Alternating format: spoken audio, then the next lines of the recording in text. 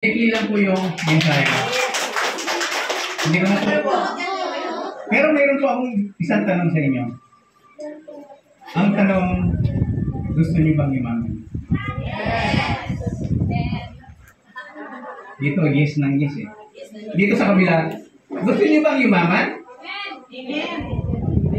Doon yes, dito amen. So, lahat po naman tayo ay ayaw nating maghirap. Diba? Nung tayo yung mga musmus na at ang mga magulang natin ay nagsikap upang tayo paaralin mula elementarya, high school, hanggang college, ginapang tayo ng ating mga magulang. Dahil gusto nila na makamtan din nila yung hindi nila natin yung nakamtan ng mga anak nila, yung naranasan nila dati na mahirap yung buhay. At kaya yung iba, nung makapagtapos, naghanap agad ng trabaho, nagsikap, at the same time, dahil nga may natapos sila, magandang trabaho yung napasukan nila. Yung iba naman ay naghanap ng nagtayo ng isang negosyo para yumaman. No? At yung iba naman ay marami pa rin sinubukan. Mayroon dyan na pumasok sa mga online business, mayroong mga pyramiding, yung mag-online, downline, upline, yung gano'n, na mayroon sa kanan, mayroon sa kaliwa, para lang kumita at magtinda ng mga, at the same time, magtinda rin ng produkto nila, at doon pa lang sa produkto nila, isigitan sila agad. Sino po nakakalilig mo dyan?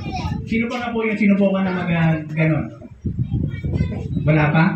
Subukan niyo po. Gano'n ngayon. Ako ngayon hindi po ako masyadong gawa. Ako po ay, isa lang. Ano ko po ay, motivate speaker lang po ako ngayon. So, hindi ko speaker, no?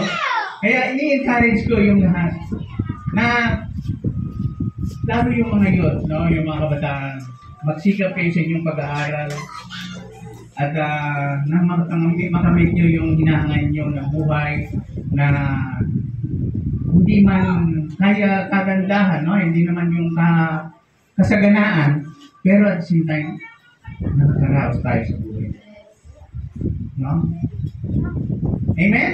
Amen. Dahil po dyan, kay Kristo.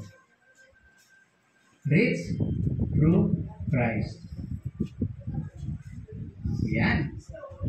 At pag-aalaman po natin ngayon ay yung abbreviation o acronym ng salitang rich. Actually, ako si Rich. Richard po yung pangalan ko. Yung